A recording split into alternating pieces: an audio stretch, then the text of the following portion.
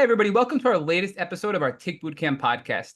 I'm here today with Kerry, who was a guest on our podcast, I'd say about 2 months ago with Rich. And Rich teased me so much how she was one of the best guests that we've ever had. So I had to bring her back to be my co-host. And we're here today with Rayanne. And before we get into Rayanne, Kerry, can you say hello to everybody? Hi, everybody. It is great to be here again. So, Rayanne, first of all, your story is a really powerful one. And I just want to say we're so happy to have you here. And thank you for being willing to come on our podcast and share your story today. Thank you so much for having me. I'm really excited to be here. So I'm going to call you Ray because calling you Rayanne is going to mess me up. So I'm just going to call you Ray. Everybody knows I can't speak the English language pretty well in this podcast. So we're going to call you Ray. At least Perfect. I'm going to. So Ray, walk us through what your life was like as a young child, because from what I understand, you were born with Lyme disease. Yeah, so my mother was she was misdiagnosed with RSD, reflex symptomatic dystrophy, for since I was 21, I think it was. And she really had Lyme disease. So after she found out she had Lyme disease, we started going back to when I was a baby and I was having all these issues from day one. She said that I was always crying all the time as a baby. Growing up, I think I started having seizures when I was like 9 years old. I also started my period at 9 years old, which is very young. Um, and then, getting into school, I always had learning issues. ADHD like crazy. I'd get very distracted. I did have some depression issues growing up, but I didn't know that it was depression, and I had nothing to be depressed about, so that was very confusing. Because I grew up in a nice home, like I have a good family, good parents.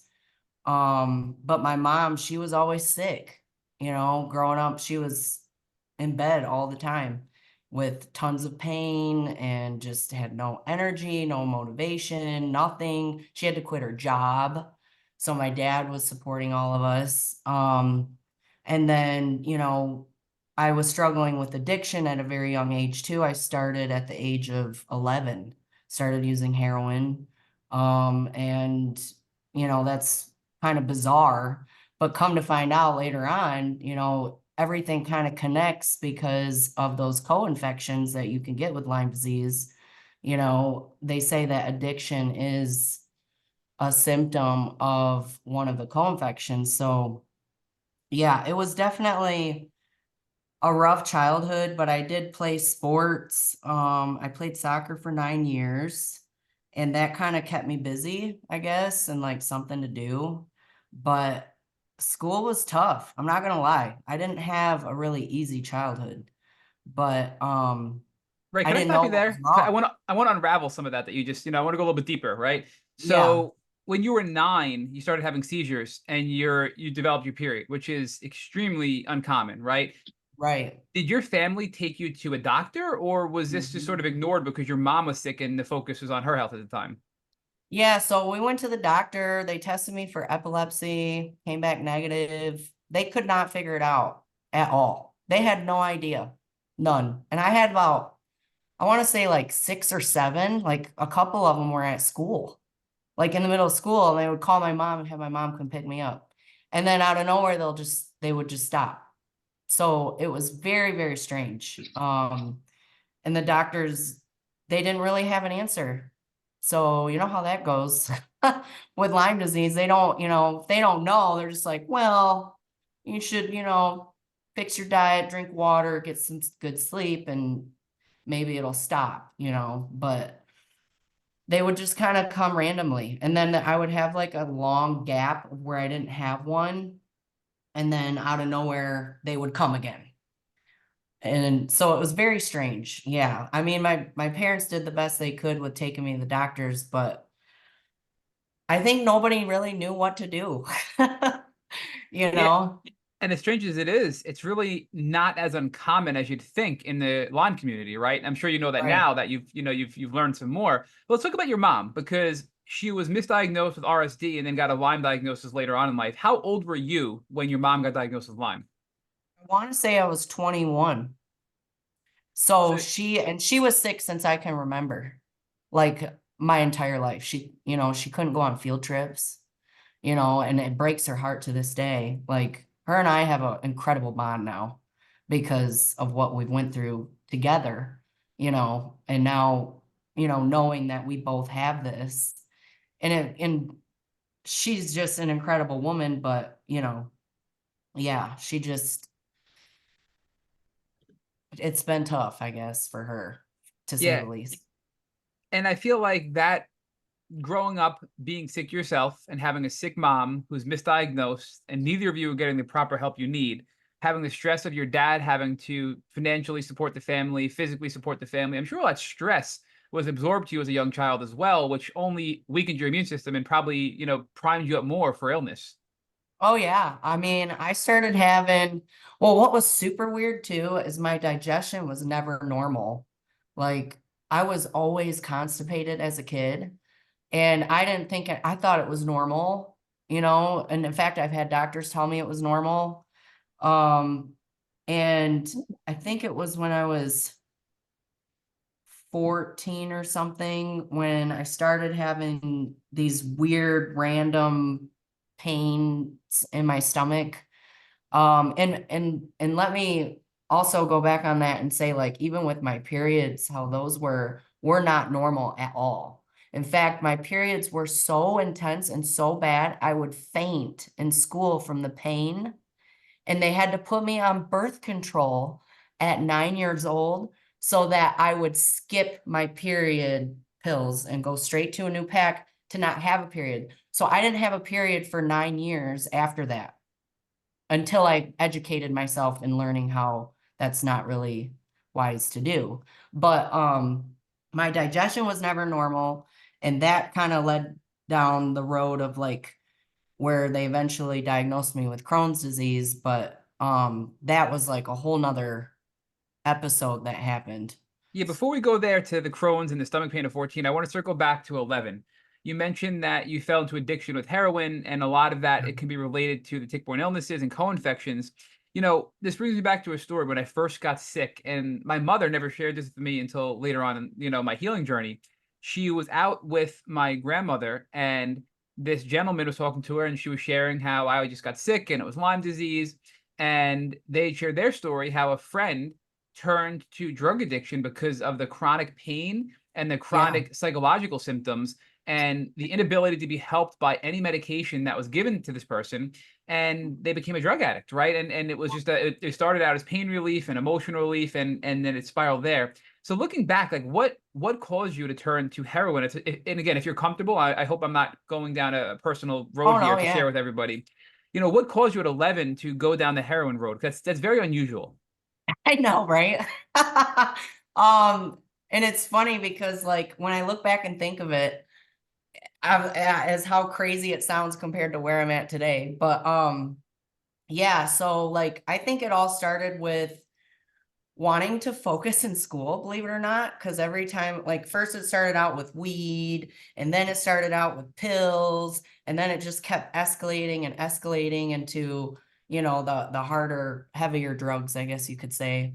But it was definitely to escape whatever it was that I was going through mentally. I wasn't having any joint pain at that time or like any physical pain, but it was definitely mental issues when it came to like trying to focus in school and trying to like stay awake. I would sleep all the time before I started drugs, like all the time. I remember I would go up to my aunt's house for like a month out of the summer growing up, and I would just sleep from like 8 o'clock at night till like 1 o'clock in the afternoon the next day, every day. And she's like, I've never met anyone that sleeps this much.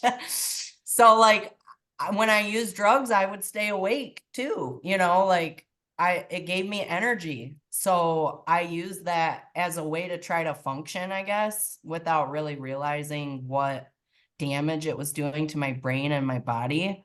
But it was what worked, I guess. I even went to like a psychologist when I was younger because my parents knew something was up. They knew I was depressed. They weren't stupid. They would, they saw the signs and they did the best they could with what they had. I didn't really give them much to like go off of other than what I was telling them. And because I was also having communication issues, I couldn't really get out what was going on. I didn't know how to even explain it to them.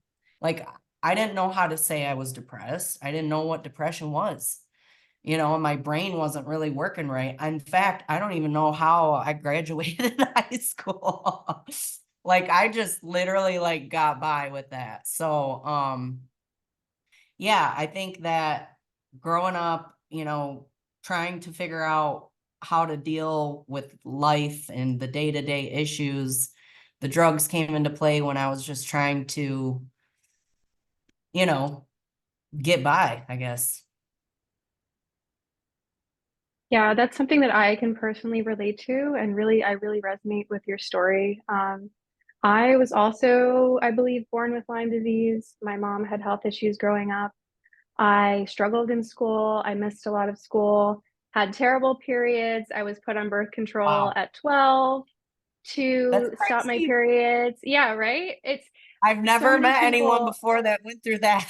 I haven't either. So this is amazing. And your story just resonates so much with me because I know how hard it is. And to be that Yeah, young and to go to doctors and be told that nothing's wrong with you when you know something is wrong, and how that yeah, messes with your sense of self, and what you're experiencing, you start to like belittle, because if the adults are telling you this isn't real, then it must not be. And yeah. turning, to different things to help you focus and self-medicate. I started smoking marijuana at a really young age just to manage the symptoms I was dealing with. Right. And it's so sad that so many young people are pushed to that because we just had no other resource. So Yeah. I just wanted to say that I see you and I know how hard that was because I've had a Oh, very totally. similar story.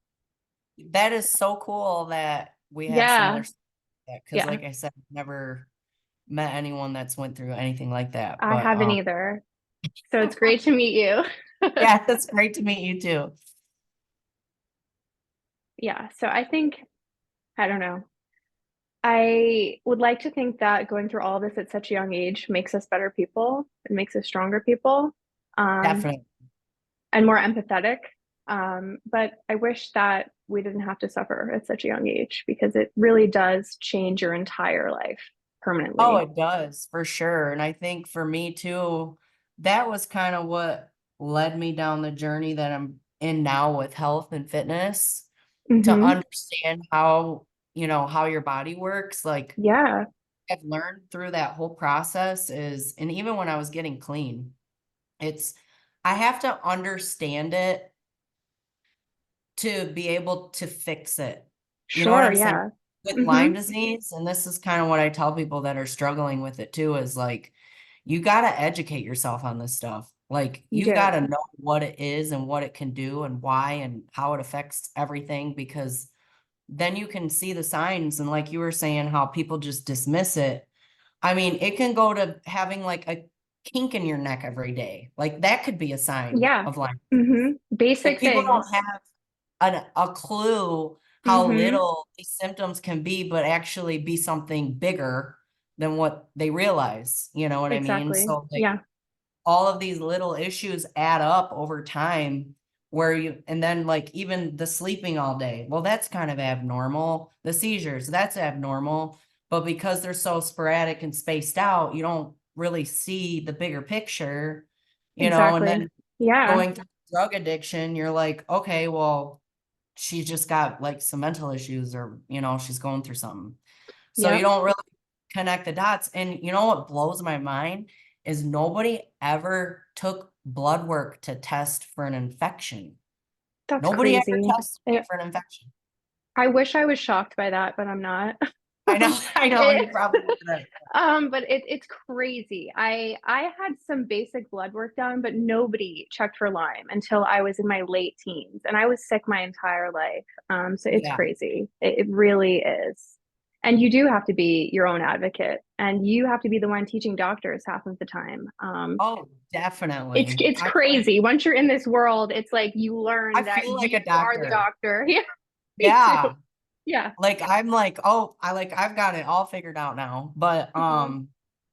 yeah, because I mean, even with the Crohn's disease stuff too, like, when I had my first flare from that, which was back in 2017 or 18 or something like that. It was so bizarre because Crohn's actually runs in my family. Really? And so I've got like some aunts that have it, and my dad, I think, has colitis, and my sister, I think, has colitis. So, the digestion issues actually ran in the family. And when I had started having the digestion issues and like my flare up, I guess you could say, that was when things took a turn for the worse. Like that I'm was sure. when the symptoms kept getting exaggerated, I guess. Like they go Mm-hmm. from small and then over time they just gradually get bigger and more intense. And that was like when things kind of went south, I guess, for me. But even then, like what I was going through with that was not normal.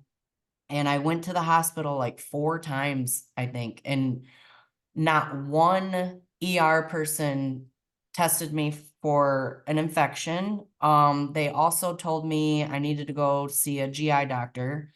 So I went and saw a GI doctor. And at this point, I'm like dying, right? Like I'm 90 pounds. I can't eat, like literally going to the bathroom like 40 times a day. I thought I was gonna die. Mm-hmm. Nobody wanted to help me. So I go to the GI doctor, the first one, and he's like, I can't help you. This isn't a GI issue. You need to go. He said, you need to go see an infectious disease doctor. And I'm Wow. like, okay. Well, I went to go try to do that, and my insurance wouldn't cover it, and I couldn't afford it. Yeah. So I didn't. They're So incredibly instead, expensive. I went to another GI doctor, and he was like, oh, well, you do have, he's like, I think you definitely have Crohn's disease. Like, let's do another colonoscopy. So I did a second one. And even then, he was like questioning if it was actually Crohn's disease. But he's like, you know what? Like, if we wait any longer to fix whatever's going on, we're going to have to put a bag in you. Oh my God. Because he's like, we're gonna have to like remove part of your intestine. Yeah. Because I was like dying at that point. Like I'm like just waiting to die. So he had to like do something. So that Mm-hmm. was when they started me on Remicade infusions, and I started doing those every 6 weeks, and it started to help. I'm And glad that it then helped. things started calming down, and then I got really into competing, and because I was eating better and training hard, and I was trying to turn pro at that time. So I just kind of like locked in to training and competing, and then, kept them up with the infusions, and things kind of just calmed down. But from what I've read, I guess those immune suppressants can help a little bit with the Lyme treatment, I guess. Yeah. But you know, I I guess it was, yeah, it was last year. I was getting ready to, because after I turned pro, um, I went to my doctor, everything was fine. Went to go get an infusion, and they gave me the wrong medicine. They gave me Inflectra instead of Remicade, which is like a generic version, Sure. but Yeah. you can't do that with immunosuppressants. If you Yeah. switch You them, can't switch it. your immune system can like go haywire. Mm-hmm. And that was when the next level of issues started happening, like the intensity increased with the joint pain and memory issues, and like I got lost going to the grocery store, and the grocery store is like 5 minutes from my house. Yeah. Like I literally had no idea where I was. Um, I it got to a point because I was in prep for the competition. I was actually like 8 weeks out from the show, and I had to stop training because I couldn't walk and my knees were like Wow. balloons. And the doctor was like, listen, this is a reaction to the medicine switch. I didn't buy it. Yeah. I You wanted know. to believe it. I wanted to believe that that was what it was, but I just felt like what I was going through was way different than just a reaction, because I started getting psoriasis all over my scalp. Like it was going Wow. up in behind my ear, in my scalp, and it just like flaking off. And then I couldn't like get enough water in. Like I remember trying to drink like 2 gallons of water a day and I would still just be so thirsty. It didn't matter how much water I drank, I could not get enough water. And I started having these weird rashes everywhere, like blotches, I guess. And like then the doctor fought my insurance company and got me switched back to Remicade. And psychologically, I was like, all right, that's the answer. So they switched me back to Remicade and I started feeling a little better. But I also started using the sauna at that time. And I wasn't using the sauna before. So Saunas are secretly I was so like, helpful. Yeah. like secretly I was like treating it. And I didn't realize I was treating it because the sauna is like major in Lyme disease. Like, Yeah. I mean, and for me anyway, like when I use Me this, too. Life changing. Yeah. yeah, like especially for your joints. So I was like thinking the Remicade was working, but actually I think it was the sauna. Hey, And then Ray, I can I have, can I stop you there, Ray? I just want to yeah, backtrack a little bit, right? Because now, how old are you at this point, right? You give me some context here, age-wise. I'm 32 right now. I'm sorry, not right now. Back then, when you were Oh, with the Remicade switch, right? How old are you then? oh, that was last year in January. Okay, So I was 31. 31. So walk us through what this was like and what impact your illness, now you know to be Lyme disease, have had on your social life, your romantic life, your personal life, because I think everybody listening, and myself included, know that this takes a toll not only physically and emotionally, but socially and romantically. So can you just talk us through what was your childhood like from your teens all the way through your 20s to your 30s and what impact it's had on your health? I mean, what impact your health had on your life? So are you saying like socially Yeah, from that? so we have people come on all the time and say things like, "Hey, I couldn't keep a solid relationship going because I was so sick and Oh, I didn't feel worthy, or my partner couldn't understand, or I was acting out because I was doing all kinds of things to band-aid or to, mute my symptoms," right? So what was your life like in your 20s? And specifically, how was your social life, right? Your romantic life? Because this is a time when you're working, you're feeling good, you're finding a life partner potentially, right? Like, how is your life being affected by your illness at that time? yeah, I would say, I guess like I would get attachment issues. Because I don't know, I never wanted to be alone. I always had that fear. But I also felt like too, you know, I guess, well, because I've been married twice, I know that that is not normal too, but I guess it wasn't hard for me to keep a relationship, but it was hard for me to leave them. So, Are you a I people would, pleaser? yeah. Yep. I'm You know, convinced being a people pleaser is an immune suppressor because so many of us in the Lyme community are people pleasers, and I think there's something there. So that's a very common trait we've seen out of hundreds, if not thousands, of conversations we've had in the Lyme community. So, oh, people, that is very interesting. I did not know that. But yeah, I definitely would get attached to people. And like, even if it was the most toxic relationship possible that you could think of, I would stay right there. I would never leave. It would have to, a mountain would have to move.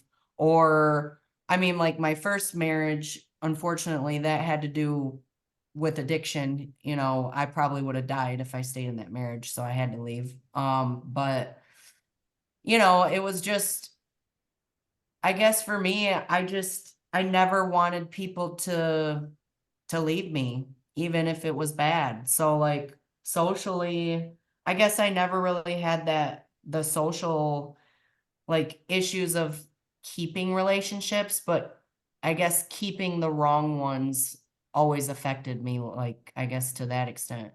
But another thing that I had issues with too was actually stage fright, believe it or not. Like what we're doing now, I could have never done years ago. but you were a Like, bodybuilder. You were up on stage, literally on no, stage. I know, right? And that's the crazy part. Like looking back in school when I was in speech class and we had to do like presentations and stuff, I mean, I would just say the most random, crazy things. I remember like people after class would be like, "Do you know what you just said?" And I'm like, "No, I have no idea." So, I mean, I had like stage fright hardcore. And which is weird because now being a professional bodybuilder, it's like, how is that possible? Well, I guess that that part is where addiction, like breaking free from addiction, has taught me like I get attracted to things that scare me. You know what I mean? Like Lyme disease scares me. I'm going to learn everything I can about it. Stage fright scares me. I'm going to get on stage until I can get comfortable with it. So like whatever things intimidate me or scare me, I'm going to learn and I'm going to overcome it because that's how you get better. You know, like you can't avoid things in life that scare you or, you know, that give you that anxiety. It's like you've got to overcome it. And yeah, it's scary at first and it's, you know, horrific at times, but that's what grows you into that better person and levels you up, I guess you could say, and gives you that wisdom and knowledge, you know? Yeah, when so you mentioned your first marriage and that addiction was a big problem and you had to leave that marriage. So talk to us about how addiction kind of bubbled up and then what you did within your first marriage to get clean and move on to the next stage of your life. It's a good question because this is a good one. Um, so my first husband, he was really bad into addiction as well. And whenever we were together, it was just, you know, not good. We ended up just getting high all the time. Which I also think he might have Lyme disease too, now that I look back at it. But anyway, so it got so bad to the point where I just didn't really know who I was anymore. I was living in crack houses. I was doing all this crazy stuff that I wouldn't do, stealing, lying, you name it. I did it. I was a horrific, that past was horrific. Like I can't even, you would not be able to compare us now. But I guess what broke it was because my doctor at the time that when I was trying to get clean, he was like, you know, you have hepatitis C. So I had hepatitis C. And he's like, your liver enzymes are so bad and your blood work is so bad that if you do not stop using, you are going to die in like 3 months. So he basically gave me like a 3-month sentence to live. He's like, if you do not turn your stuff around right now, you will die. And I'm like, I'm not gonna die. So I was like, and he was actually a pastor too. So he invited me to church and made me go to his life management classes. And I did. I started going to church. I started going to life management classes, and he started teaching me about the brain and how it operated and what was going on in my brain. And I started to understand what addiction was. Because yes, I went to rehab a lot of times, trust me. But what rehab didn't really work for me because I was surrounding myself by other people that used. So I had to educate myself, and I started to learn about what addiction was and how to overcome it. And I will tell you, there was a good 2 years of my life where I absolutely had no idea how to get through it because of how horrible I felt. The withdrawal, because that doctor ended up putting me on Suboxone, and I was on that for a little bit. And later on, I realized that you're not really supposed to take that long term because the withdrawals from it are like worse than heroin. So when I went through that, it was just like the worst experience I could. I'm laughing because it was so bad. Like it was so bad, my bones were hurting. And it took me 2 years to feel until I felt like a normal person. And I just remember looking at people thinking, you know, how can they laugh? How can they be happy? Like, I want that. Like, I want to laugh. I want to be happy. I want to do the things that they're doing and have that joy. And I had that dull life for so long. And I couldn't understand how how they were normal. And I'm like, I want to be like, I want that normal feeling. And I started to switch my addiction from drugs to how to get clean. And I just went to town, dude. I started reading every book, and I couldn't even like read books back then because of my brain, but I started reading anyway. And I started working with counselors, and I started working with a therapist, and I just went to town and I got off the Suboxone. I got a job. That was when I met my second husband, when I got clean. And um, I actually got cured from hepatitis C because the cure came out around that time. So I don't have that anymore. Thank God. Praise Jesus. But yeah, like I just started like getting obsessed with getting clean. And like I said, there was literally 2 years of my life where I would just like, I just remember thinking, how am I going to do this? Like, because when you're getting clean, there's a lot of days where you just feel like you don't know why you're doing this.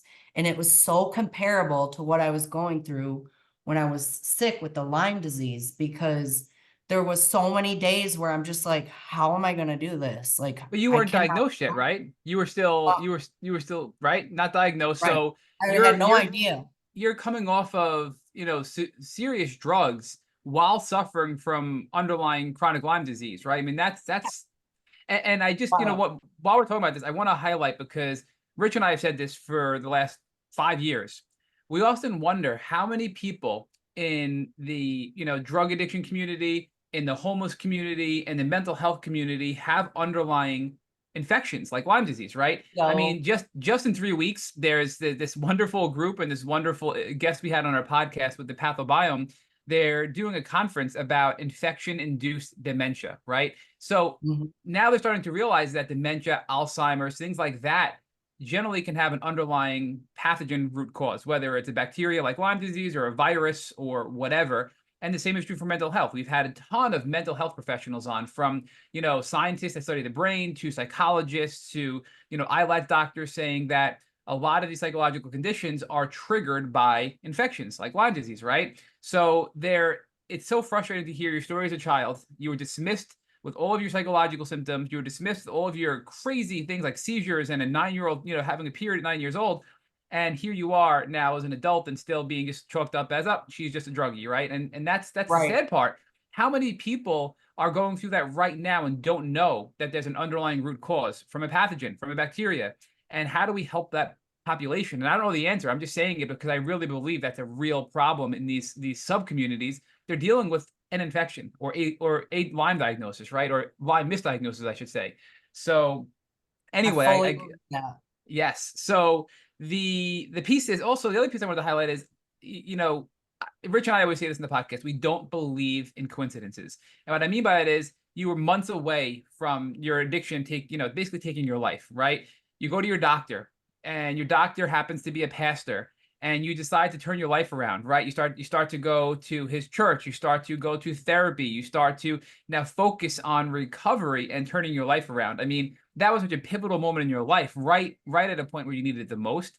And I see you're wearing, people can't see, but I see you're wearing cross earrings, right? And I Oh, think yeah. I think your faith is a big part of your ability to overcome addiction as well, because I don't know Huge. anybody in their own mind can overcome drug addiction and an undiagnosed Lyme diagnosis. So what are your thoughts on the role of faith in this journey as well?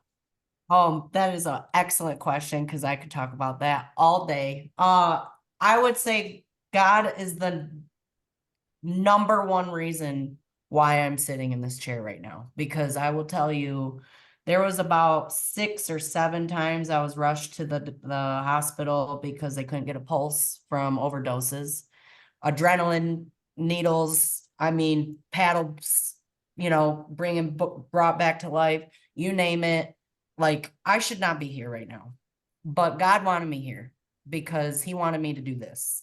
He wanted me to share my story to help those people that are sick that don't know that they're sick, because there are tons of people out there that are sick and they don't know that they're sick. And without God and without Jesus, I don't think that I would have ever made it, because I will tell you, there has been so many miracles that happened on this journey that are, you just know that it's God. Like one of them being during that 2-year period of where I'm like, how can I, like literally, I'm not gonna lie, there was thoughts of suicide when I was trying to get clean, because I was just so, but I had the discipline to, not turn back to drugs. I wanted to get clean. I was obsessed with it, even though it was hard and I didn't understand why I was doing it. I knew I had to do it. And I just remember I was working, I can't remember how old I was. I want to say I was like 22 or 23 maybe.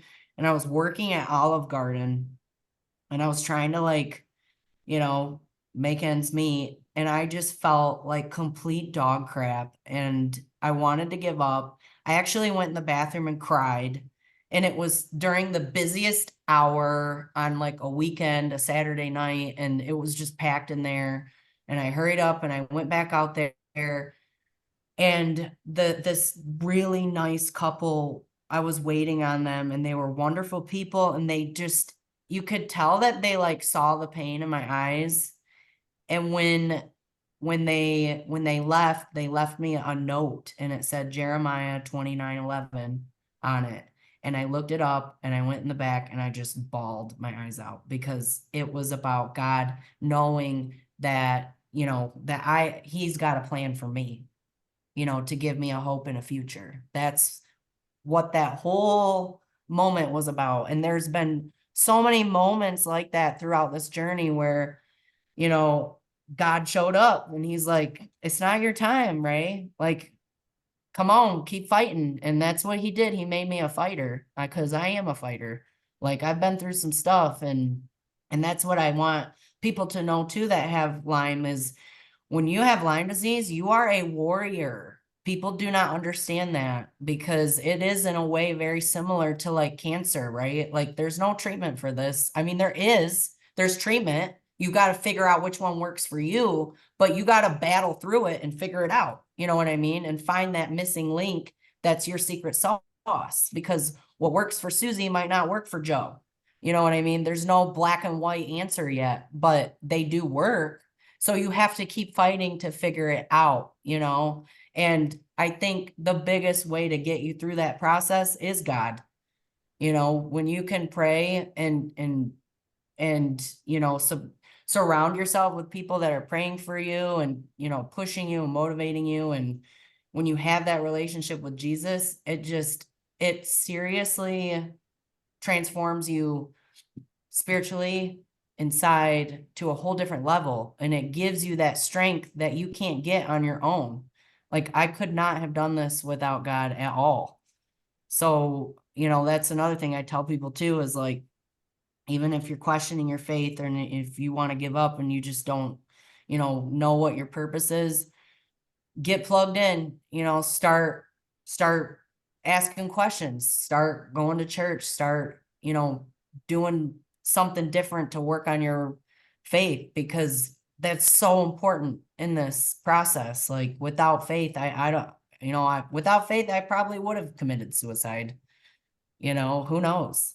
But, yeah, I would say that God in this journey was major for me, because the entire time, I will tell you, I knew I had a purpose. Like, I could just feel it. Like, I'm like, all right, I'm meant for something. And this is another thing too, is praise God, but he is using me as a vessel with my girls that I coach. Like, I coach a ton of girls, and like, I'm able to talk to them about Lyme disease. In fact, I just had another client come on board that she's like, I have POTS and I have this and I have that. And I'm like, honey, you might have Lyme disease. Like, this is very similar to what I have, and we're doing her blood work and we're going through this, to figure out what it, so I'm able to help in fact, like, people that I went to high school with that, knew me as Crazy Ray, Party Ray, like, they're like reaching out to me now, seeing what I've done with my life. And they're like, and they saw my story like on Instagram that I've posted, and they're like, I get the same issues you got, and I've got digestion issues, and I've been getting blisters too. Like I would get these weird blisters like in my skin. Like it's super weird stuff, like stuff that's not normal. And it's like stuff like that. Like if you don't talk about it and plant the seed for people to hear your story, they're gonna stay undiagnosed. And the funny thing is, like with me and my mom, like she told me back when she got diagnosed with Lyme disease, she told me to go get tested, but my stubborn butt didn't want to get tested because I didn't want to believe that I had it. I'm like, there's no way that I have Lyme disease, the one thing that like ruined my mom and my childhood. There's no way that I have it. I refuse because I'm normal, you know. And she started going down that rabbit hole of learning about Lyme and what it really was. And I remember, I'll never forget, she was freaked out. Like she would always tell me like, Ray, I think it's, you know, connected to Alzheimer's and dementia and this is and that. Cause my mom had her gallbladder removed. Like my mom went through some stuff and she was telling me like this whole time it was Lyme. And I couldn't believe it. I was like, what? And then after I got diagnosed with Crohn's, she still was telling me, Ray, I don't think it's Crohn's. I don't think it's Crohn's. And I'm like, it's Crohn's. I didn't want to believe her. So, yeah, I think it's important to have God in this process because if you don't, you know, it makes it that much harder to get through it, you know. Yeah, if you could now, Ray, tie this back to now you're getting clean, you're getting over your first marriage, you're coming off the the addiction to drugs, and you meet your second husband. Walk us through what that was like in your life, with your second husband and that experience, and then tie that together for us with your eventual Lyme diagnosis that you had, which was just I think last year, right? Your Lyme diagnosis. Yeah. So, with my second husband, that was good timing because I was healing. He was helping me through the healing process. He helped me through a ton of my healing journey, which we thought it was just addiction at that time. But and he was a wonderful man, but I married for the wrong reasons because he was the first man that I was attracted to that was normal, I guess you could say. Like he was good on paper, like he had a successful job, he was attractive, he was a decent man. But I picked him for the wrong reasons of thinking I was supposed to be with someone like him versus actually having that connection and emotional relationship. And it was funny because like later on down the road, it was such a mutual divorce. Like him and I both were like, we're just better like business partners because that's really what it was. Like we just were not there emotionally. There was just nothing there at all. How I was attracted to that in the beginning, I don't know. I have no idea. Maybe that's a Lyme thing. I don't know. But I just jumped on board to the first thing that was normal, I guess, because I wanted it so bad. I was in love with the idea of what it could be versus what it really was. And then when what happened was I started eating better. I started dieting better because they were putting me on all these antidepressants still when I was with him. And one of them was like making me go blind in one eye. And I was having like all these weird reactions. And I'm like, I don't need this crap. I'm like, obviously there's something missing here. So I quit taking all of the mental health drugs, I guess you could say, or psych, whatever. I stopped taking all of them and I started eating better. And then I started going for walks and I started thinking more clear and I started having more energy and things just started to click better.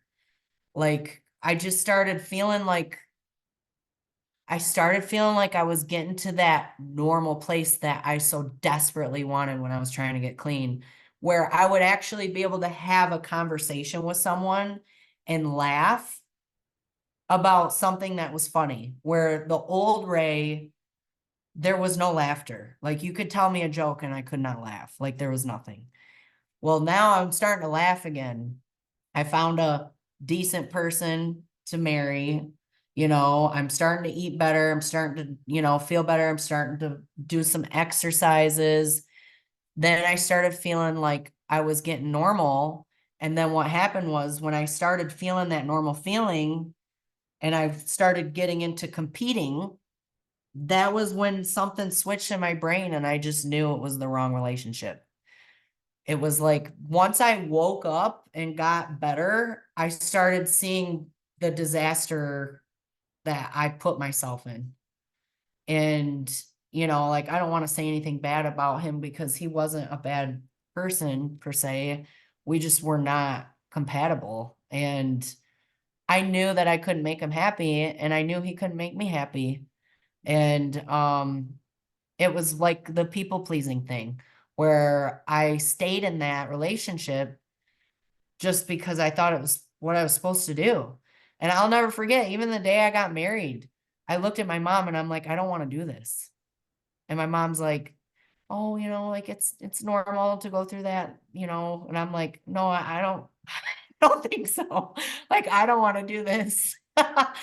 And I just knew like it wasn't right. And then when you do start to feel better and that cloud is lifted, you start seeing things like as they are. And then, like fortunately for me, like we literally just put everything in a Google document, split everything up and got divorced very civilly. It was not an ugly divorce at all. We were both on the same page and we parted ways and moved on, and then I got into competing and took off from there. And that was pretty much my whole relationship thing. It wasn't, and I've been working on myself since then. Like I'm in therapy now. I've been in therapy for years. I mean, who am I playing? I've been in, gosh, I can't remember. It's been probably like 15 years I've been in therapy. So, which is helpful because I'm able to help the people I coach too with that, like once you're in therapy for so long, you kind of learn a lot about how the brain works. So, yeah. It's amazing how much you kind of learn to settle with things when you have Yeah. Lyme and when you've been sick, especially since childhood. You're so used to kind of just pushing through things that aren't pleasant and dealing with things that you don't necessarily want to deal with. So then you get in relationships or friendships where maybe you're not being treated great, or you're just not meant to be with the person, but you just put up with it because you're so used to settling for everything and Yeah. being a people pleaser. And I know for me personally, I always felt like because I was sick all the time, I wasn't good enough and there was like something flawed with me. And then I was Of never going to course. be truly loved. And I think that's something that kind of sticks with you when you're chronically ill and you find someone and it's like, oh, someone actually likes me, even though I'm sick. And even if it's not a good person for you, you kind of just put up with it because it's like, hey, I never thought I would find anybody. So then you stick in relationships that aren't good for you. And then in many ways can make you sicker because you're with someone that you're not meant to be with. So you just get so used to settling for things that you're not happy with because being sick for so long has forced you to do so. Yeah, literally. And it's almost like that fog where you just can't really tell, like you Yeah. just kind of like go with the flow because you're like, this is what I'm supposed to do, I guess. Like, Mm-hmm. but in reality, it's like, no, you're just sick and you don't know it. Mm-hmm. And when you started to feel better, did you start making those connections like, hey, I'm eating better, I'm moving more, and my symptoms are suddenly getting less severe? Did you start thinking like maybe there's something going on, or did you just say, No hey, idea.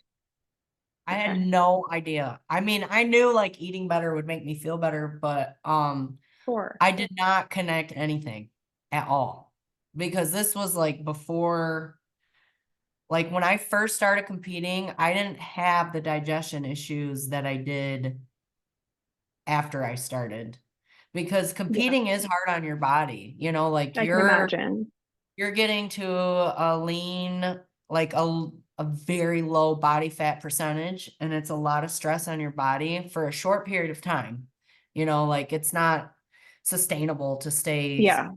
lean for a long period of time. So like as I started competing more, then I started realizing like, okay, my body starts acting weird when I get close to the show. Why is that? Oh, it's stress, it's inflammation, it's something going on. You know what I mean? So like when I always knew like when I was dieting, I felt better, which is why I wanted to compete too.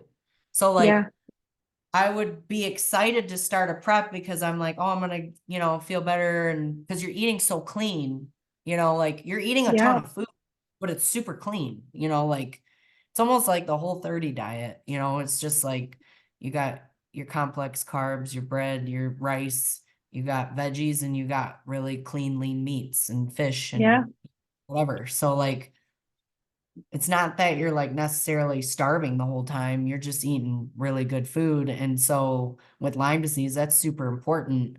And I never had Yeah. issues with food before. Like I could eat a lot growing up. And as like my whole life, I never had issues with food ever until last year.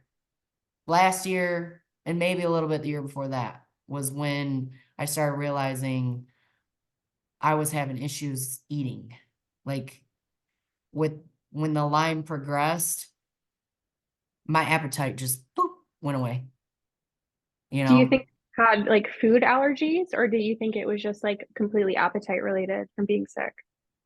Well, because I've worked with dietitians and nutritionists before, Yeah. and they're like, you should avoid gluten, you should avoid dairy. But then some of them would say you could have yogurt though, so that's fine. Like, because the weird thing is, like, I would eat ice cream or I would have yogurt or cheese or I would have gluten, and I never got like super bloated from that. Like Yeah.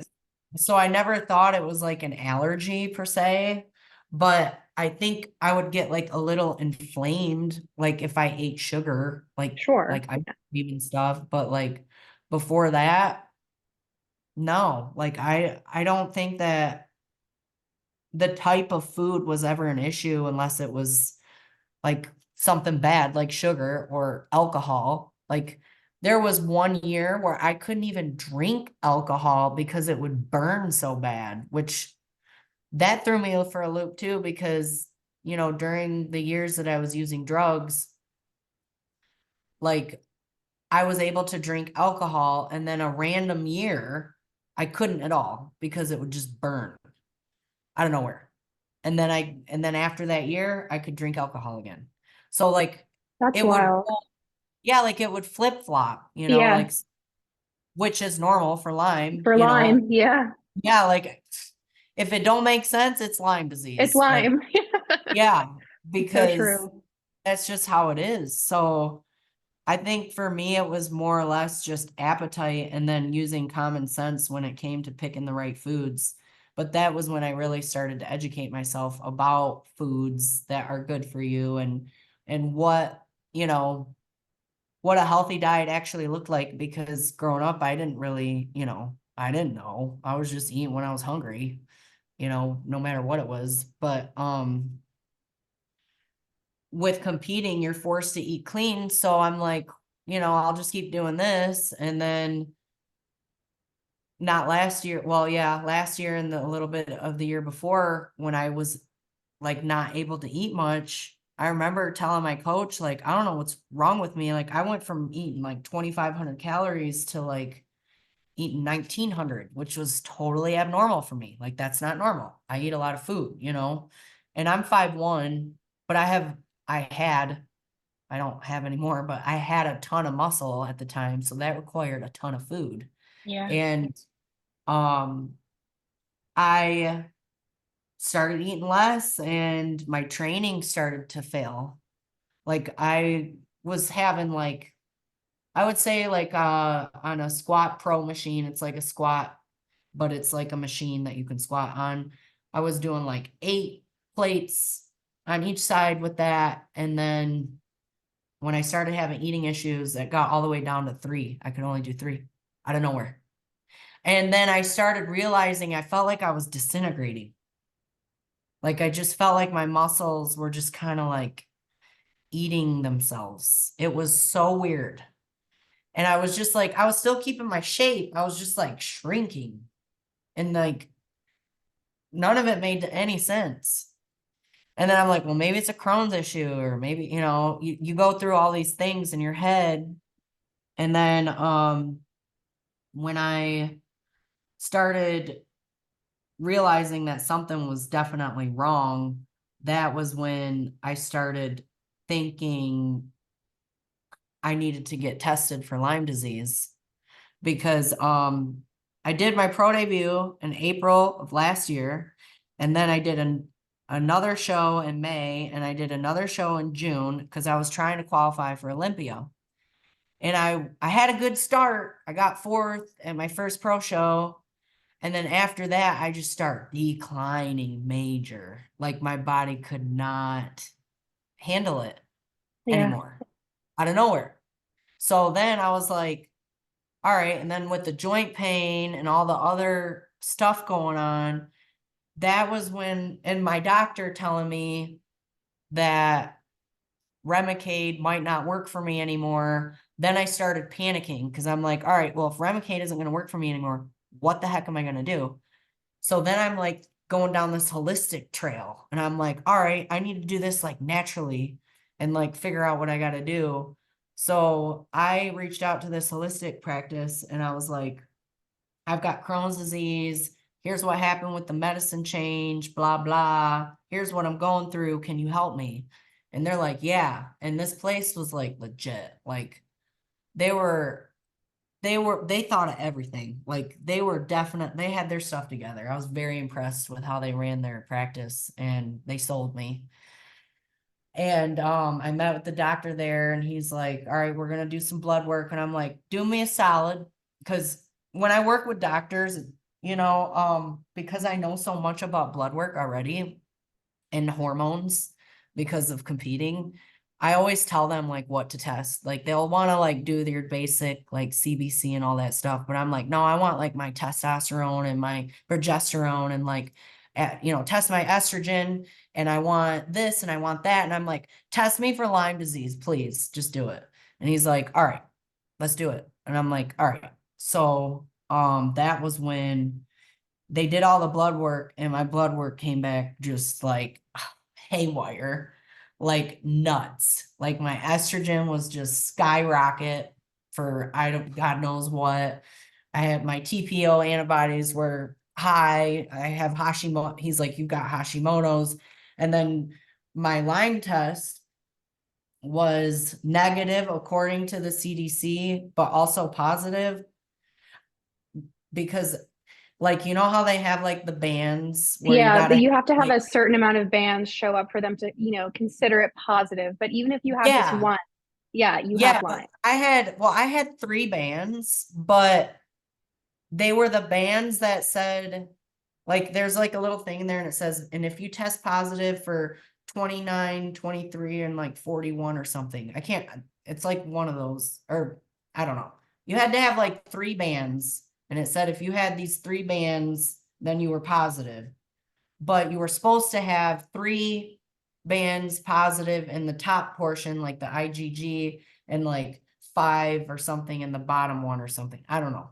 There's like a rule or guideline on what it's supposed to be. And I didn't meet the first criteria, but I met the second one. And he was trying to explain it to me. And he's like, the CDC would tell you you don't have Lyme, but because you have positive for these 3 specific bands, you have Lyme disease. And when he said that, my heart just dropped. I I can was imagine. crushed. Like I think I went into shock because I did not think it was going to be positive. As stupid as that sounds. I mean, it No, sounds it's not stupid. really dumb. You don't want it to be My mom has positive. Lyme, it's got all Yeah, these issues. But I was just like not happy about that at all because of what my mom went through. of I course. watched her suffer her entire life, and it affected me so much, because you know, they were just drugging her all the time because they didn't know what to do with her and this and that. And I was just like, oh my gosh, no way. Like I had these horrific slideshows going through my head of like what I was about to go through. And he's like, but we can treat it. Like it's gonna be fine. Like, you know, don't panic. It's gonna be all right. And that was when they started me on the cat's claw. And because they were holistic, they didn't believe in antibiotics, which I didn't want to take antibiotics. My mom was on antibiotics for 6 years. Wow. 6 years. Do you know what that does to your gut? Like that I is, was on them for almost 4, so I do. oh my gosh. See, Yeah. and I'm still on them right now. Like I'm going on 6 or 7 months now. So, you Mhm. know, God only knows how long I'm gonna have to stay on them, but I am horrified because I know the science behind of what it does Yeah. damage wise too. Mhm. So like when I first, you know, learned I had Lyme, I didn't want to take antibiotics. Of I'm course. like, Yeah. well, you know, I want to try something different and try the herbs and blah blah. I mean, I didn't know nothing then what I know now, but and my mom, she was like, yeah, I mean, you can try it and see if it helps, you know, because she's like, you know, she had it a lot longer than I did, you know, Yeah. so, but I had it for a long time. So we tried the cat's claw and all that did really was stir the pot. Like, I mean, herxing on a whole nother level, but to the point where like, it just didn't make any sense to me because then all these other autoimmune diseases started popping up, like intensified, like the rheumatoid arthritis, the lupus. I started having the lupus rash and you know, I couldn't walk and like I started getting psoriasis back and they started doing more blood work and they're like, well, because the water thing started happening really bad where I could not get enough water in and I couldn't cry. Like my tear ducts were like, it was definitely mimicking Sjogren's syndrome. Yeah. Um, like I was having like, I mean, every autoimmune disease you can think of, I felt like I had. So I was trying to explain to them what was going on. And they were just like, "Oh, okay, like keep taking the cat's claw, you know, and come in for, you know, a vitamin infusion and, you know, rest." And I'm just like, no. I can't like just sit here and like not understand what's happening. And I realized then, and it wasn't that they did anything wrong. They were a wonderful practice to work with. They just had no clue what Lyme disease really was. I knew I would go in with, I started getting these lumps everywhere and they would just pop up randomly and then go away the next day. And they would, first I thought they were lymph nodes and some of them were, but then other ones weren't lymph nodes. And you could just like press on it, like it would just go down, like it was fluid almost. Yeah. My neck would get these tennis ball, dude. I'm just like this big. I've got pictures. It looks like tumors are coming out of my neck. It's disgusting. And I would tell them about it and they're like, we don't know what that is. Like we did all the testing and everything, and they couldn't figure it out. And I'm like, all right, uh, we got to figure this out, you know? And luckily, my boyfriend at the time, he was very supportive and helping me through this process. And he's like, you need to find a doc, like, can you talk to somebody else? Like what are you going to do? Cause I mean, during this whole time, I could not like work. I had my core group of clients, but when I tell you it took everything in me to just, oh my gosh, open my eyes in the morning. I mean, I did not want to do nothing. I did not want to text people. I did not want to talk. I did not want to move. I did not want to do nothing. I would let my dishes pile up. I would Uber Eats here and there when I had to eat, but I just stopped eating entirely because it was way easier to do that. I could not shower. I could not You know, there were days I couldn't even take my shirt off because my shoulders were in so much pain. They would just lock up. I couldn't lift to brush my teeth, so I would go days without brushing my teeth. And I did that alone. I had nobody here taking care of me. Nobody. My mom was in Michigan. She flew down for like 2 weeks and then went back home. And, you know, when you're sick with Lyme, you go through that for a while. Like it ain't over in 2 weeks. You know, so like, and my boyfriend at the time, God bless him, he's so busy.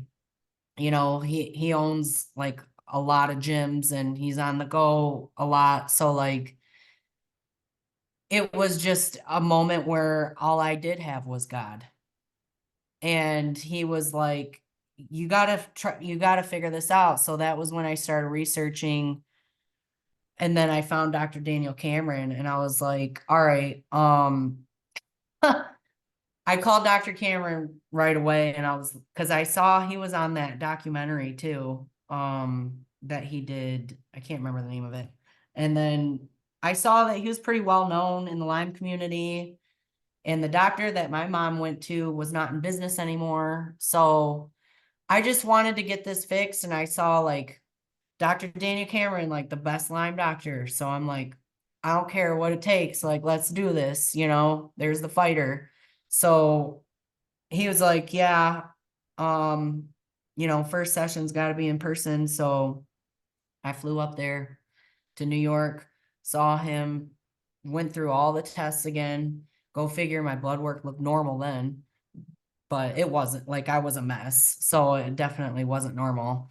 And he's like, you know why the cat's claw's not working? And I'm like, why? And he's like, because you got co-infections too. And I'm like, because I told the holistic center that because my mom had 7 co-infections and Wow. I gave them the list. And I'm like, if, you know, if I got it from my mom, then I probably have all of these too, you Yeah, know? definitely. And, they were like, well, the cat's claw will kill it. And I'm like, y'all just don't know enough about this because I just got a feeling that that's not true. So he's like, yeah, you need to start the antibiotics and, you know, we got to treat the co-infections because those are sometimes harder to get rid of. So we started the antibiotics and then that was when things really got bad with the herxing. And I think that was like when I started talking to you guys and I was like, I went on a mission, dude. Like when I started getting really sick, I knew I was going to get better. And God planted that in me. I knew that I was going to get better from this.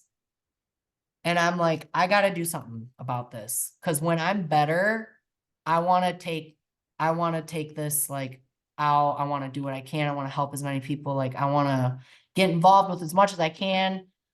In fact, I was like trying to get in touch with Chris Newby at one point. Like I was trying to I was just on a freaking mission. I just remember like when I get these bursts of energy, I'm like, all right, how can I help these people? Like, how can I do this? You know? And then I just kept suffering, you know, I just kept laying in bed every day, trying to figure this out, you know, laying in pain, wondering when I would get better. And luckily, Dr. Cameron, and I'm still seeing him right now, but I am working now. I am training 5 days a week. I That's am great. eating again. You know, like I'm not like 100%, but I am on my way. Like I am feeling better every day. Last month, you know, I was taking like 5 naps a day. Now I'm taking like 1, maybe 2. You know, like my fatigue has gotten so much better. My symptoms are like dramatically decreased and I'm getting better. So, you know, I still see him once a month and check in with him and he reassures me what I'm going through is normal and he's like the best doctor I've worked with because he like literally when I flew to see him, he goes up to me and he points to my neck. And he's like, do you have pain here? Like right where I get those like tennis ball, whatever they are. And I'm like, yup. Points to my hip. He's like, what about right here? I'm like, yup. Points to my lower back. I'm like, yup. Like I didn't have to say anything. He just knew what was wrong with me. He's That's like, you got this, awesome. So you got this. validating. Yeah. And I'm like, yeah, yeah, yeah. Like, I don't think there was one thing I said no to. And what sucked too is like, because he did the testing for the co-infections, and of course, they all came back negative. So, So he did you know, test you for co-infections. mhm. Okay. Yeah, he tested me, they came back negative.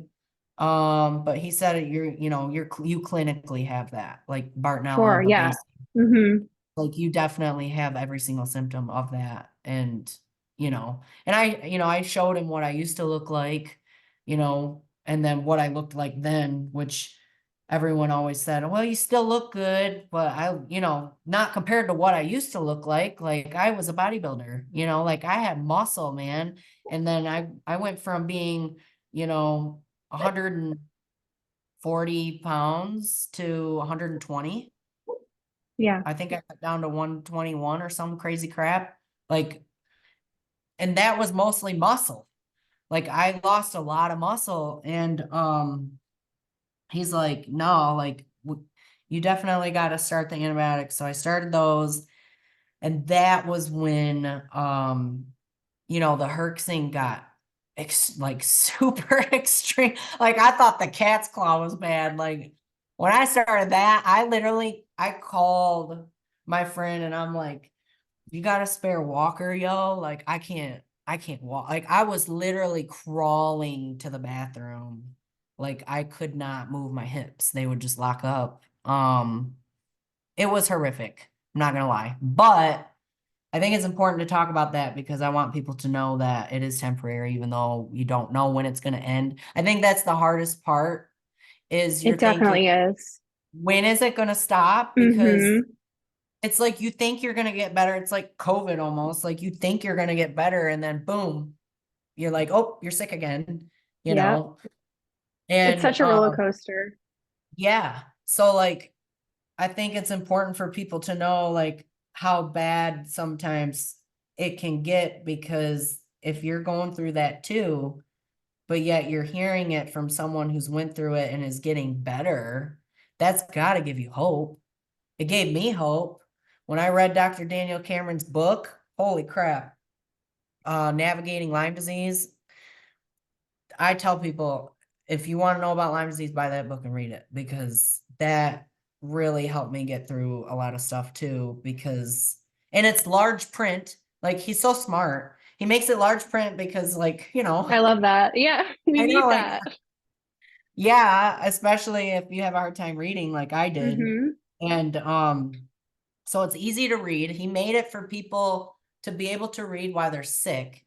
So, and I did, I read it while I was sick. But pretty much all I could do during that time was like play my PS5. That was pretty much it. For like 5 months straight, I'm just playing PS5. It's ridiculous. But yeah, it's definitely a journey, and one that I'm learning still. Like I'm still learning about Lyme disease and trying to figure it out. I'm trying to help one of my other friends slash coaches with his treatment right now. He's like, man, I forgot the calories to protein, fats, and carbs the other day. And I'm like for coaches, like we can't forget that. Like Yeah. forget that is like, and I'm like, no, dude, like it's normal to forget that if you're having a flare, because that's how it affects our brain. In fact, when I started the antibiotics, that was one of the first things that I herks with was my brain.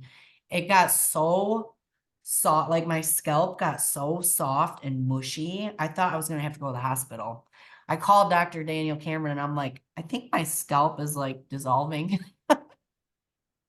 But it was just fluid. It Yeah. was meningitis. Like I had so much fluid in my brain because I think it was killing it. And just the toxin buildup. You know what I mean? Like Yeah, you just, and you feel stupid because you you can't think, do. Yeah. can't talk, and you're just like existing, and it's crazy how I can laugh at this now when I was so miserable, but hopefully that also gives people hope that one day you will look back and be like, wow, that was a horrific time. But here we are, Yeah. when you go through those challenges and those changes, you really learn a lot about yourself, what you're capable of, what you can overcome.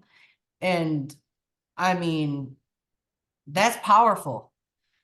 And that's what I want people to know too, is like your story is powerful. Everybody's got a unique story and something that you can learn from it or help other people with it. So yeah, it sucks, but at the same time, like I would do this again if it meant I could help just one extra person, Yeah. you know?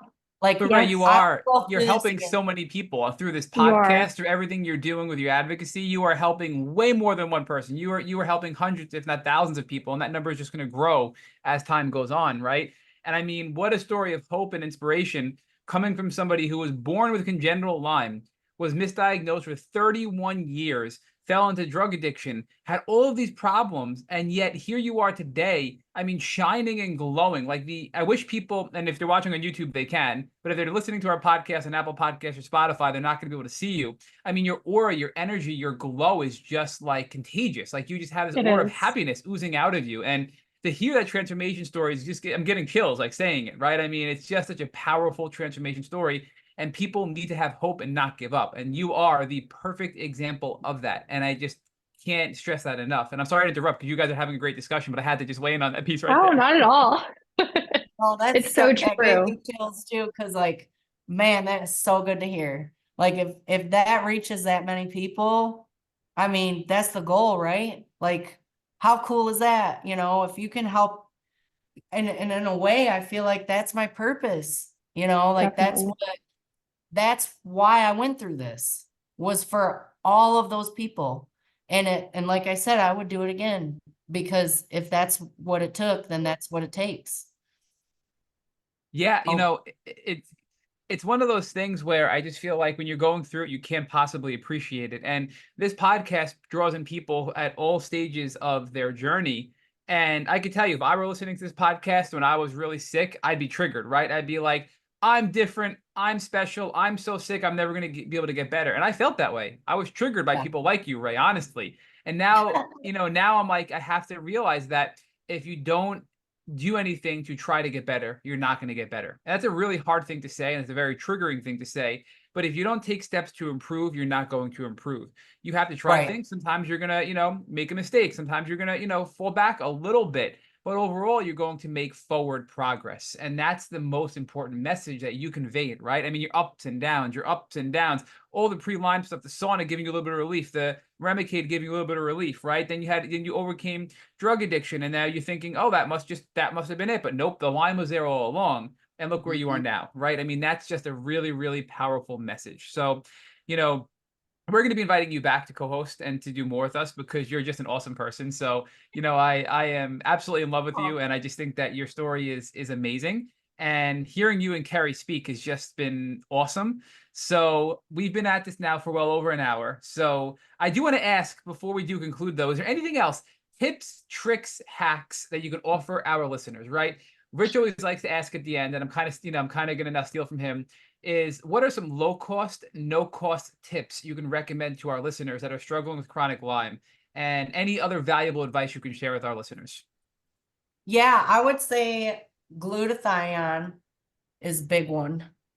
Spirulina, like things that help your immune system, turmeric for inflammation. Like you can get a lot of stuff from food and spices and stuff. Like I've really been learning a lot about that. And like, believe it or not, like when you're not able to eat, like if you have appetite issues, like I did, like smoothies with the goji berries, like the detoxing stuff, your body can absorb that better because it's a liquid, right? It's not having to like break down the heavy food, you know what I mean? So like if you're not able to eat, that's a problem. You got to eat with Lyme disease or else you disintegrate, and your body needs the calories to fight back. So do smoothies, do protein shakes, add the detox stuff in there, and that will help. The cat's claw does help. Like, I'm still taking cat's claw just because I feel like it does help. I have like more energy when I take it for some reason, so I still take it. And Dr. Cameron told me that it was fine. He's like, you can still take it. I'm like, all right. And like, I would say staying away from sugar, staying away from alcohol is huge, because believe it or not, every time I tried to like, if I fell back and like ate a piece of cake or something, because believe it or not, even though I didn't have an appetite, I was still down for a piece of cake. So don't do that because it can trigger inflammation and then make things worse all over again. So like, I know it's not like medicine, but your food definitely plays a role with being sick. And I honestly, like, if people have questions, like, they are free to reach out to me when it comes to food, and I will help them because I want to help people. And, if they're struggling with what to eat and they don't know how, let me know, like, reach out to me on Instagram, whatever, and I will help you whatever I can, from what I've learned. And I've been learning a lot. I've worked with a lot of doctors, a lot of nutritionists, a lot of dietitians, and, I would say that, and pray, have God by your side, because when you have God by your side, anything is possible. What a perfect way to end this podcast. So, Ray, Carrie, thank you both so much for joining us on our Tick Bootcamp podcast. And Ray, your story is beautiful. We're going to have you back, and you just made my weekend. So I can't thank you both enough. That's awesome. I'm excited. Thank you so much for having me. This is so cool. I can't It wait was to so hear. great to meet you. Yes, you too, Carrie. We got to stay in touch. We do.